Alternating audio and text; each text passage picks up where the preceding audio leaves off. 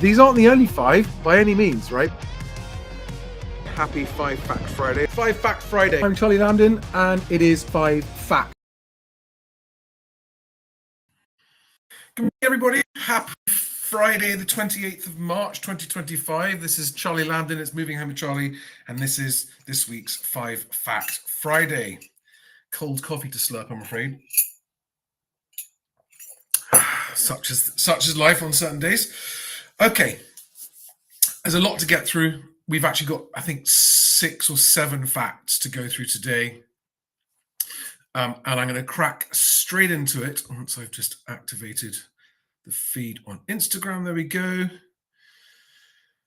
And the first, let me whip through the actual 5 facts as headlines for those of you who haven't got time to listen to my ramble. So we have the Chancellor's spring statement this week, and I'm going to defer to Sasha Breaks' video to explain why it was a huge nothing burger and they forecast big increases in GDP without any policy changes. So it's kind of a big, fat, hairy lie. That's number 1. Number 2, the Office of Budget Responsibility has forecast mortgage interest rates to rise by 1% and stay there over the next 5 years. Number 3, although this is a disappearing fact, the FT advisor reported that the ONS has revised UK housing wealth down by 2.2 trillion. That's a massive 30% reduction. And the actual headline was household wealth 2.2 trillion less amid ONS calculation change. That article, for which I have the link, has vanished. And I searched on Google for any other reporting of it, vanished. Very fishy. Foxtons are still overvaluing by 25% to get the business. Got a wonderful, ripe, but juicy example of that in Southwest London for you, just to make sure no one thinks I'm making it up. The government has announced £2 billion of new funding for 18,000 social homes. 2 billion? That sounds like a lot. And 18,000, that sounds like a lot. But hang on a second. That's like 1.2% of their total target. That's nothing. So that is a fact, because actually the fact that they thought it was worth trumpeting this announcement as good news shows that there's absolutely no chance whatsoever of them actually meeting the house building target on social homes or the private rental ones. And last but not least, we had inflation figures out this week, and the headline inflation dropped from 3% to 2.8%. CPI came down a tiny bit, but I thought the most noticeable part was that owner-occupier housing inflation dropped from 8% to 7.5%. 7.5% is still terrible. It's not as terrible as 8%, and it's the first time it's dropped in a little while. Who do we have this morning? Tina, good morning. Hector, good morning. Circle Hang. No, nothing, not mentioning the G word this morning. Pain and Sun, morning. Oh, you sold your house using my advice. Awesome. Thank you so much, Pain and Sun. That's made my day. Made my day. Every time I get these messages, it makes my day. If you're someone who's followed my channel for a while and my advice has helped you in any way get into or out of a home, please let me know. Genuinely, it really lifts my day to know that I've had any involvement whatsoever, even a tiny part of helping someone move on to the next phase of their life. Thank you for letting me know that. That's wonderful news. Alex Jenkinson, good morning. Daniel Birchall, good morning. Savkin, oh no, terrible lagging sound. There's nothing I can do about it. I'm on a mobile connection. I'm just going to crack on. That's all I can do. I hope it's bearable. Let's get into fact number 1. Now, I'm going to defer to Sasha and just play a little bit of it, because he actually breaks down, using the OBR's data, exactly why the spring statement didn't mean anything. Here we go. We got that on screen. Let's make it nice and big. And sense. Anyway, here is the OBR forecast. And the most important chart is this first one, the one on the left. It shows the forecast of GDP, and see how it says that in 2025, GDP is going to grow by just 1%.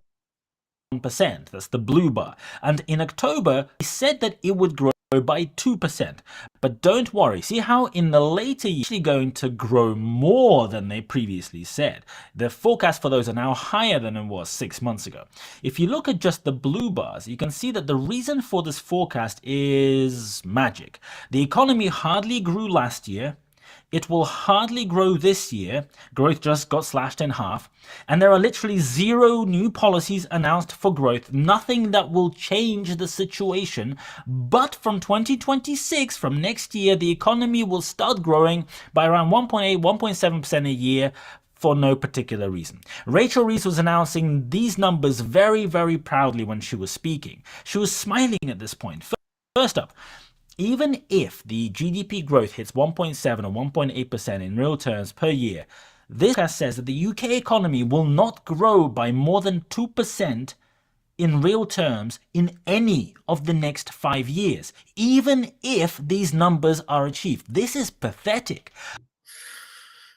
So I've linked to that video below. I urge you to go and watch it because he goes and explains it. And if you really want to understand what chances the economy actually has coming up in the next few years, watch his video. And I've heard multiple calls, including from John Stack at Bloomberg, for the OBR to be disbanded because it never got its forecast right once, ever. Right. Fact number 2. Here we are. The OBR. This is an OBR document that Sasha was just showing. And I've linked to the whole document, and go and have a look. If you want to laugh, go and have a look. But this is what they've said on mortgage rates. Average interest rates on the stock of mortgages are expected to rise from around 3.7% in 2024 to 4.7% in 2028 and stay around that level until the end of the forecast. The high proportion of fixed, so that's not saying new rates are going up, although they also say that in a different graph. That's saying the average rates being paid on the stock of mortgages is going to go up as people come off their fixed rate. And it says down here, the Bank of England estimates around 1/3 of those on fixed rate mortgages have still not refixed since rates started to rise mid-2021. So the full impact has still not yet been seen. Okay. I did a video a couple of days ago where I showed the graph on what they expect UK gilt yields to do. And UK gilt yields is a stronger indicator of what mortgage rates will do. And it just goes up over the next 4 or 5 years. Now, the next page, this is where the FT advisor, I'm going to, just so you don't think I'm going mad, I'm going to copy the link and put it into the live chat here, right? Here is the link that I had to share the story with you. I did not make that link up. That link definitely existed, and I wish I had been able to screenshot it now because the story is gone. As you can see from that link, it's household wealth, £2.2 trillion less amid ONS calculation. They took it down from 6.4 trillion to 4.2 trillion, a 30% reduction in household wealth. And then the reporting of it mysteriously disappeared. Ooh. What is going on? What's going on? Okay. I mean, the point there being that the ONS is becoming, with every passing month, the ONS is becoming less and less and less reliable and making more and more massive revisions. Right, Foxtons still overvaluing. Here we go. Check this out. So this is a recent listing of a property in Surbiton. Okay, let's just get a bit bigger for you. And you can see here, this is on Rightmove, and this is using it on Chrome with a property log extension. So here we are, right? Ewell Road, Surbiton, KT6. Initially listed on the 27th of January. So exactly 2 months ago at £1 million. And then halfway through February, it was dropped to £900,000. And then 10 days ago, it was dropped to £800,000. That's a 20% drop in asking price in under 2 months. And what you've got to remember is that if you sign with Foxtons, you sign your life away. You can't change agent. And Dexter's, they're the same. Never, if you do decide to go with Foxtons, refuse to sign their long sole agency contract. If you do decide to go with Foxtons, congratulations, you're very, very brave. You have an 80% chance almost of being disappointed. But for those of you who think that this is just a made-up thing and the agents don't really have a value, I mean, when people drop the price this much this quickly, it's often because the scenario could be that the seller has gone, well, let's try it at $1 million, okay? And if we don't get it, then we'll drop it. And sometimes, and of course, in that scenario, when they got you signed into their contract, the Foxtons valuations will go, yeah, sure, as long as you sign it, I don't care what price you put it on at. Do not go with Foxtons and Dexters because they will overvalue your home, then drop the price and make it like you agree, and make it look like you're unrealistic, you're not really serious about selling, and you'll end up less money because you will miss that initial chance of getting a big rush of people through the door when you first listed. They should have listed it at £800,000 in January. They'd have sold it for the best price the market would pay. Every single day someone does it. Unbelievable. Right, next fact. HM Treasury, we're announcing a further $2 billion for social and affordable housing in 2026-27. And to deliver our goal of 1.5 million homes by the end of this parliament. And again, ideology doesn't like maths, right? Because whenever there's an ideology-based claim, they never ever stand up to the basic mathematical scrutiny. The first principles thinking, okay, let's have a look. What does this mean then? So they've said with their own numbers, it's 18,000 homes they think it can make, right? In other posts, they've said 18,000 affordable and social homes. So that means some social and some private rented. Sorry, not private house building sector. But that is such a tiny amount compared to their target of 1.5 million, right? 18,000.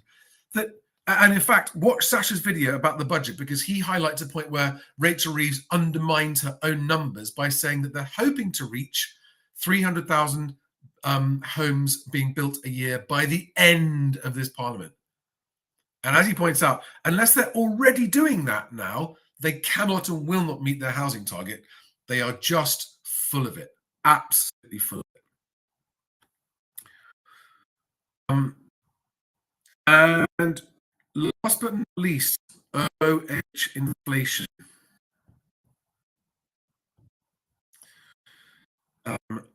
Let me get this up nice and big so you can see it properly. So all three of the inflation measures came a bit. I mean, this is from the ONS, so it could be anything. But that top line, the dark line there, dropped from 8% in January to 7.5% in February. It's better than it going up, not coming down, but it still means that owner-occupier housing costs are going up at 7.5% a year.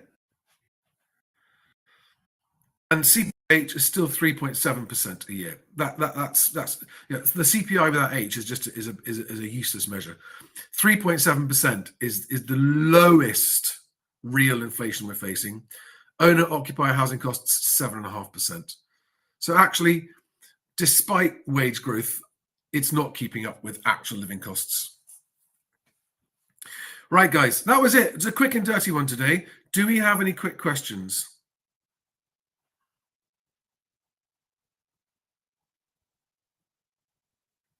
Do we have any quick questions? What have we got there? Payne and Son said, using my template has, on reflection, saved us from idiots. Our intention is to offer best price we can using that template. Eventually, we will find somewhere. Agents in Ipswich are hard to deal with. I think a lot of agents are hard to deal with, but it's so hard to find the good ones. Hello, Bosshog 36. Hello, Allegra86, Ren Malott, and Clement Moraski. But I am going to wrap it up there. I've got lots of different ways to help you. I've got first-time buyer email offer templates, cash buyer email offer templates. I've got videos on the top 10 rules of buying, top 10 rules of selling. All of those are linked from my link tree, and my link tree is linked just below the video description. Just search Moving Home with Charlie on Linktree, you'll find it. In the meantime, if you need help, go to Linktree. If you want to be up to date with everything I'm doing on Best Agent and on the house market, my campaign to end homelessness, and I hope everyone and make home move faster, easier, fairer, and cheaper, and transparent pricing, and give everyone the fighting of actually getting a home. Sign up my newsletter here, mhwc.uk/newsletter.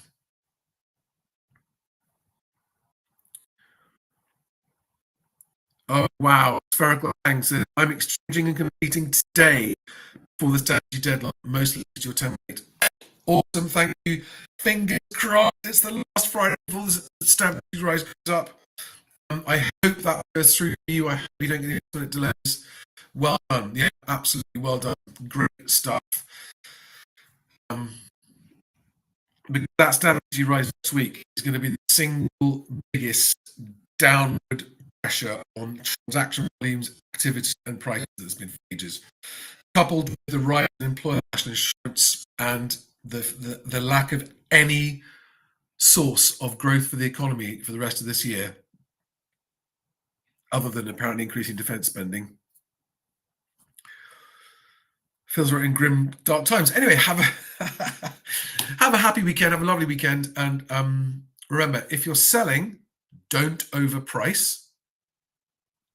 If you're buying, don't overpay. Good luck, everyone. See you soon. Bye-bye.